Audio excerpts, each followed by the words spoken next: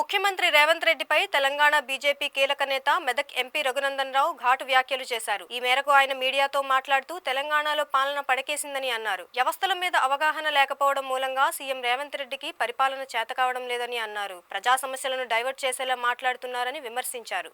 మంత్రులు తన మాటలను వినడం లేదని స్వయంగా రేవంత్ రెడ్డి చెప్పారని గుర్తు చేశారు.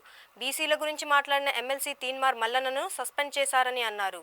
మామునూరు ఎయిర్పోర్టుతో కాంగ్రెస్కు ఎటువంటి సంబంధం లేదని మండిపడ్డారు. తెలంగాణ రాష్ట్రంలో పాలన పడకేసి ముఖ్యమంత్రి గారికి పరిపాలించడం చేతగాక పక్కనున్న మీద పడి ఏడ్చేటువంటి ఒక కార్యక్రమానికి రేవంత్ రెడ్డి గారు శ్రీకారం చుట్టింది.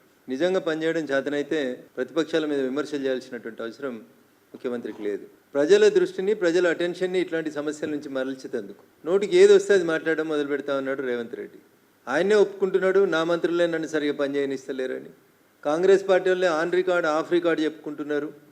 మా ముఖ్యమంత్రి గారికి మాకు మధ్యలో సంబంధాలు దూరమైనవి అని చెప్పుకుంటున్నారు. ఒక మంత్రి అంటాడు రంగారెడ్డి, ఒక ఎమ్మెల్యే అంటాడు రంగారెడ్డి జిల్లా ఎమ్మెల్యే, మా జిల్లాకు మంత్రి పదవి ఇవ్వకపోతే నేను రేపు రాజీనామా చేసి పారేస్తా అంటాడు. ఇగో ఇది నీ అడ్మినిస్ట్రేషన్. నువ్వు చేసిన కులగణన నీ ఎమ్మెల్సీ ఒక ఆయన అంటు పెడతాడు పట్టపగలు. బీసీల కోసమే పుట్టింది కాంగ్రెస్ పార్టీ అని చెప్తే బీసీల కోసం మాట్లాడిన ఎమ్మెల్సీని సస్పెండ్ చేస్తుంది నీ పార్టీ. ఏది మీ సిద్ధాంతం? ఎటువైపోతుంది మీ పార్టీ? ఒకసారి ఆలోచించుకోండి. అందుకని మీకు పాలన చేత కాకపోతే మీ ఢిల్లీ హైకమాండ్ తీసేస్తుందా, మీరు దిగిపోతారా, మీరు ఆలోచించుకోండి.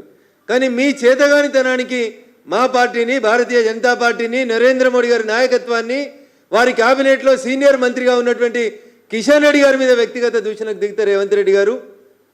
ఒక ఏళ్ళు మా వైపు చూపిస్తే 4 ఏళ్ళు మీ వైపు చూపిస్తున్నాయనేటువంటి నగ్న సత్యాన్ని రేవంత్ రెడ్డి గారు గుర్తుంచుకోవాలి.